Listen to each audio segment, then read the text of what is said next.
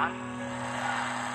Saya percaya firman Tuhan ini akan sangat memberkati saudara, karena kita akan beroleh teladan yang baik dan luar biasa dari Daniel.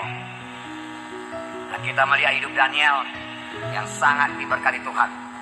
Daniel memulai hidupnya ya sebagai tawanan, ya, karena dia dibawa oleh Raja Nebukadnezar kepada kerajaan Babel yang gelap, yang penuh penyembahan berhala.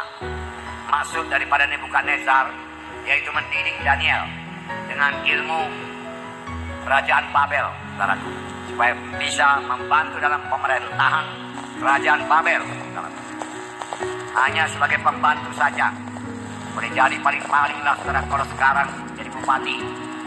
Nah demikian. Dan mereka yang dibawa Nebukadnezar ini adalah orang-orang pilihan, tidak bercacat celah, dan orang-orang keturunan bangsawan. Di antaranya terdapat Daniel, Sadrak, Mesa, dan Abednego.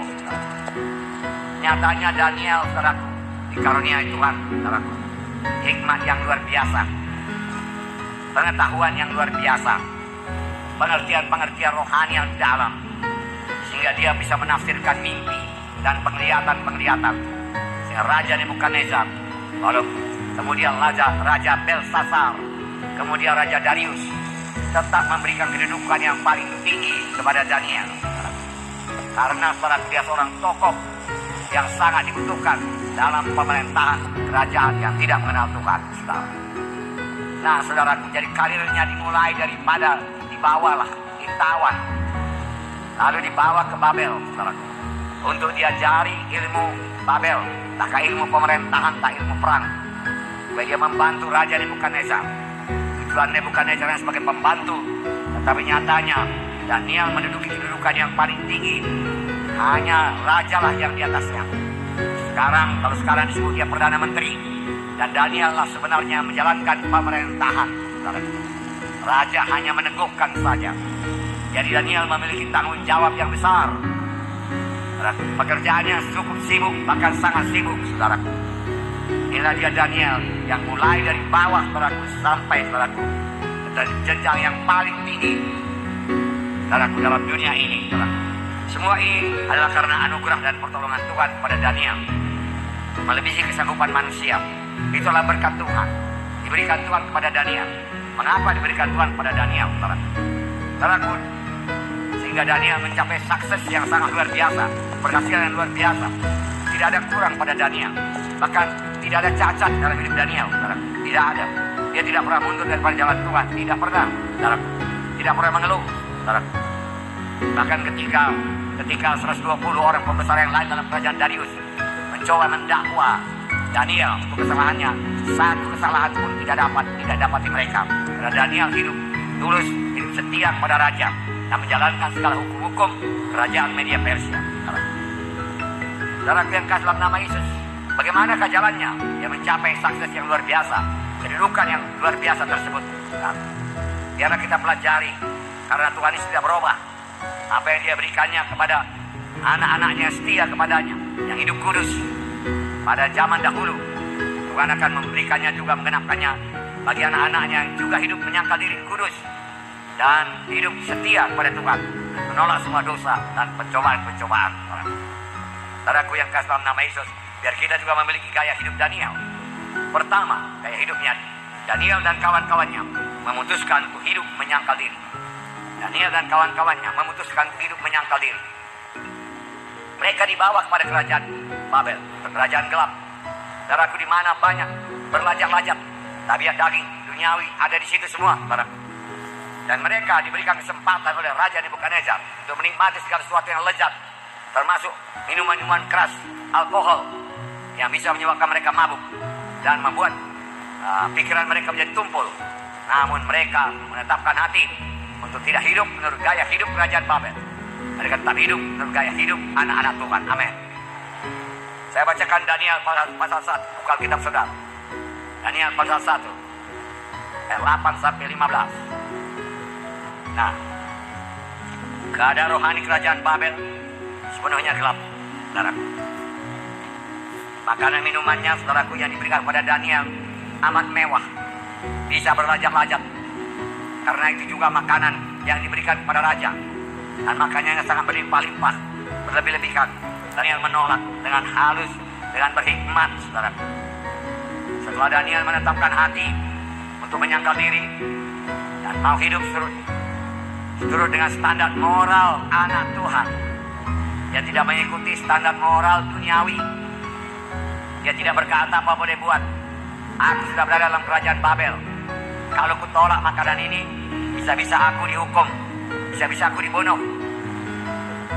Kalau ku tolak makanan ini, bisa marah ini pegawai istana ini yang disuruh Raja Nebukadnezar untuk menjaga makananku, minumanku tidak ada yang kurang, bahkan berlebih-lebihkan, bermewah-mewah. Saudaraku, Daniel beroleh keluasan hati daripada Tuhan.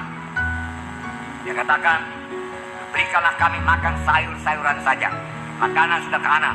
Itu yang biasa kami makan di negeri kami. Daniel memiliki iman.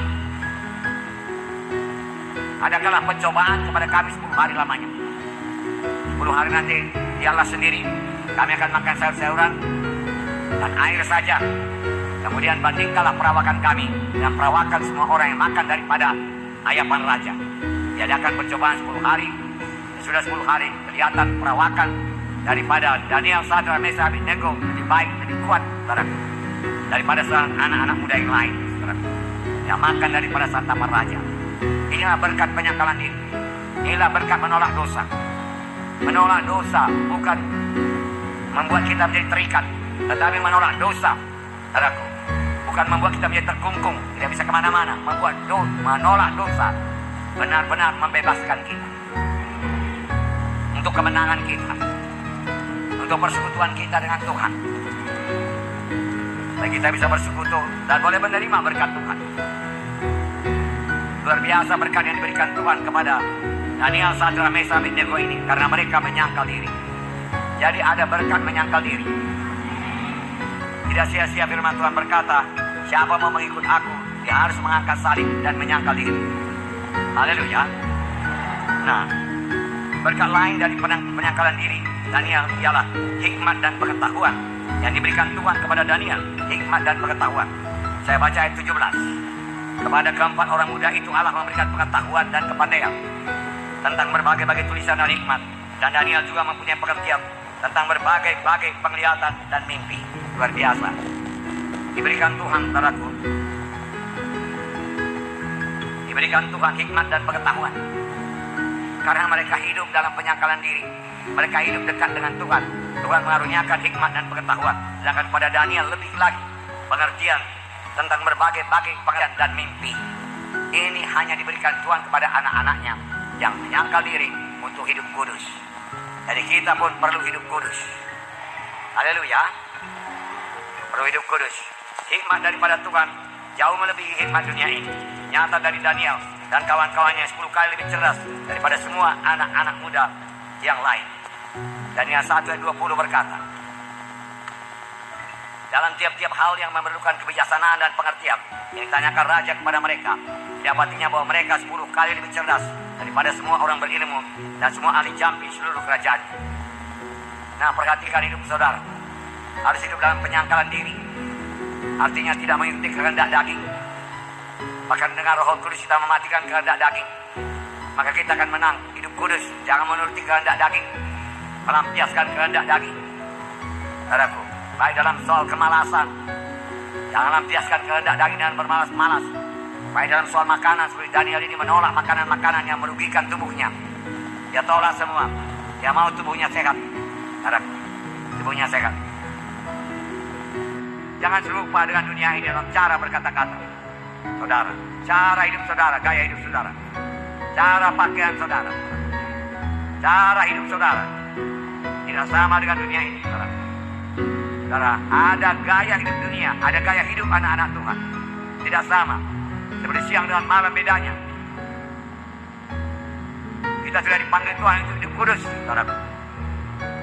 Ini berarti kita harus mentaati Tuhan, menyembah Tuhan, dan memuliakan Tuhan dalam hidup kita. Kita harus menjaga hidup kita supaya seluruh hidup kita ini mempermuliakan Tuhan. Dilihat oleh orang dunia ini kita menjadi terang. Dan hidup kita mempermuliakan Tuhan. Untuk itu kita harus berusaha membenci kejahatan. Bencilah kejahatan. Kemudian melayani Tuhan. dan menjadi saksi terang buat Tuhan dan berbuah bagi Tuhan. Amin, saudaraku. Amin.